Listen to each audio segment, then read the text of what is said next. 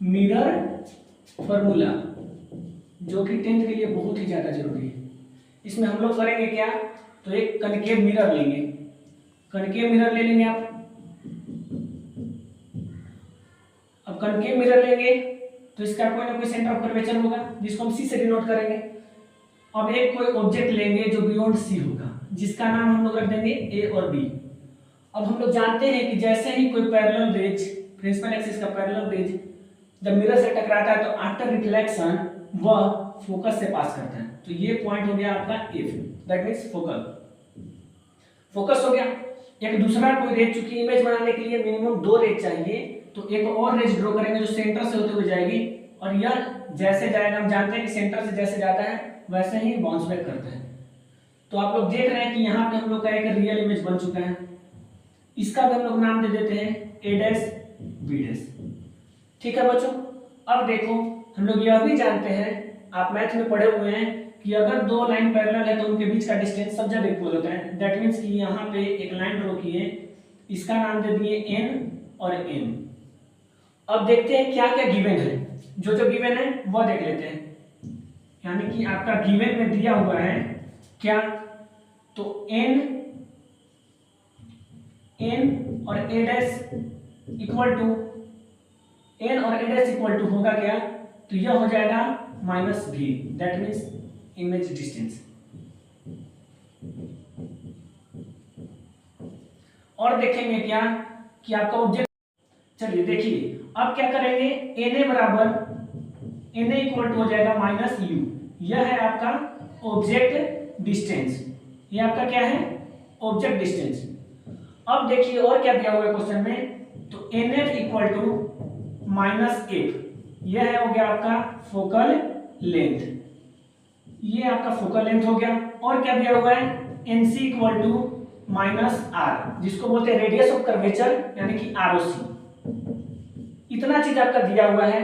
अब हम लोग को प्रूफ क्या करना है, हम लोग को प्रूफ कर, देखिए हम लोग अपना प्रूफ करना स्टार्ट करते हैं। इतना चीज दिया हुआ है आपका, तो देखिए एक ट्रायंगल है, इन ट्रायंगल बी ए सी, ये हो गया आपका बी ए सी, यहाँ पे 90 डिग्री है। यह ट्रायंगल है similar B dash A dash सी का, triangle B dash A dash C.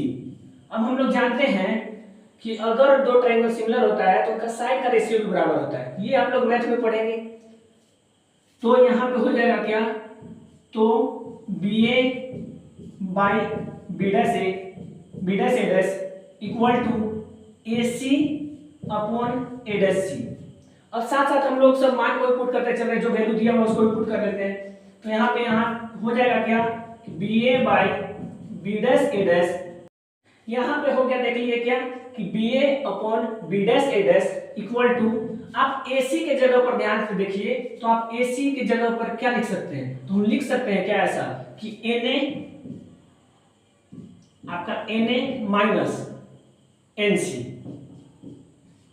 A C के जगह पर आप N A minus N C लिख सकते हैं, ये वाला बचेगा, upon B dash A dash की जगह पे क्या लिख सकते हैं, ये आपका सॉरी ए डैश सी के जगह पे क्या लिख सकते हैं, तो N C minus A dash N, N C minus ये हो गया आपका N A dash, N A dash. अब सबका मान पुट कर दीजिए, तो आप यहां पर देख सकते हैं क्या होगा, तो यहां पर हो जाएगा आपका क्या, एन ए इक्वल टू क्या लिखा हुआ है, दिया हुआ है हमारा माइनस यू, और क्या दिया हुआ माइनस एन सी की जगह पे क्या दिया हुआ है, तो माइनस आर। जो जो दिया हुआ है उसको पुट करते जा रहे हैं, अपॉन एनसी के जगह पर क्या दिया हुआ है, तो ये देखिए एनसी आपका क्या है, तो एनसी है आपका माइनस आर, और क्या दिया हुआ माइनस एन ए डैश, देखो क्या गिवन में है, माइनस बी, दैट मींस कि माइनस भी। अब इसको जब कैलकुलेट कीजिएगा आप, तो यहां से आपका आएगा B A upon B dash A dash equal to minus U plus R upon minus R plus भी। इक्वेशन नंबर हो गया आपका फर्स्ट, ठीक है।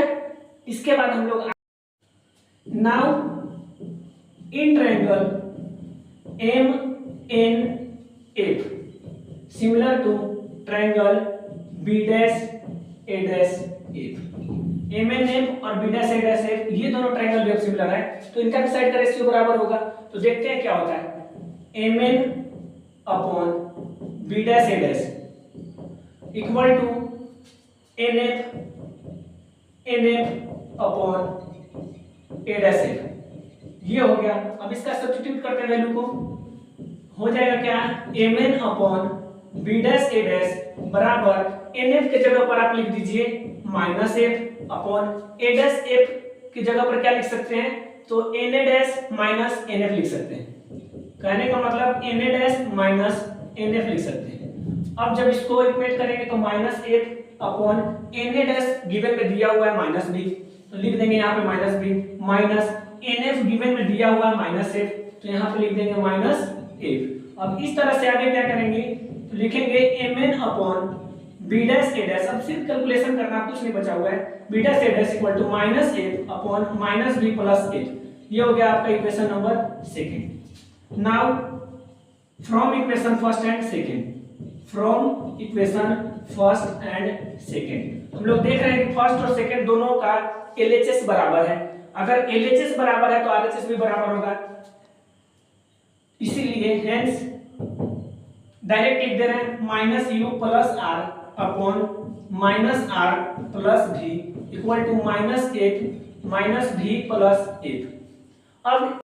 अब देखिए यहां से क्या होगा, माइनस U R के जगह पर लिख देंगे 2F यानी कि plus 2F upon minus 2F plus V equal to minus F minus V plus F।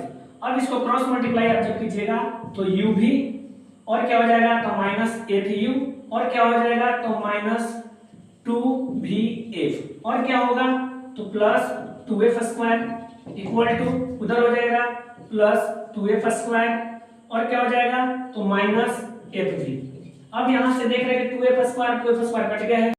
अब क्या करेंगे यहां से हम लोग कि UV माइनस FU को इधर ही छोड़ देंगे और UVF को दोनों को एक साइड कर देंगे तो उधर जाएगा तो प्लस हो जाएगा, मींस बचेगा क्या, VF।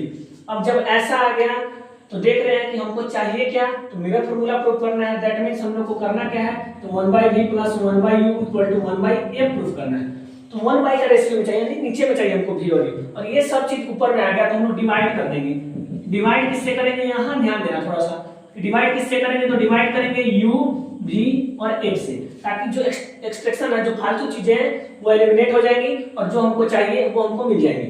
अब देखिए क्या होगा, जब यहाँ डिवाइड कीजिएगा तो uv upon uvf minus fu upon uvf equal to vf upon uvf, आपका ये आ जाएगा।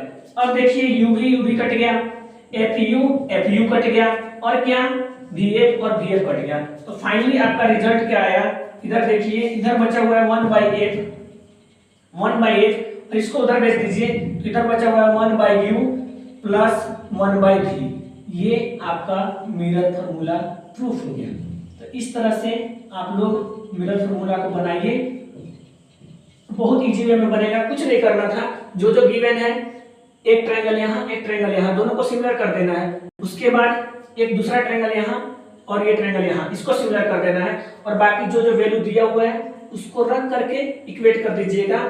लास्ट में आप बस यहाँ पर ध्यान दीजिएगा कि फाइनली हम लोग को डिवाइड करना पड़ता है u, v और f से। जैसे u, v, f से आप डिवाइड कीजिएगा सारी चीजें कट जाएंगी और लास्ट में 1/f equal to 1/u plus 1/v हमारा रिजल्ट हमको मिल गया। Thank you.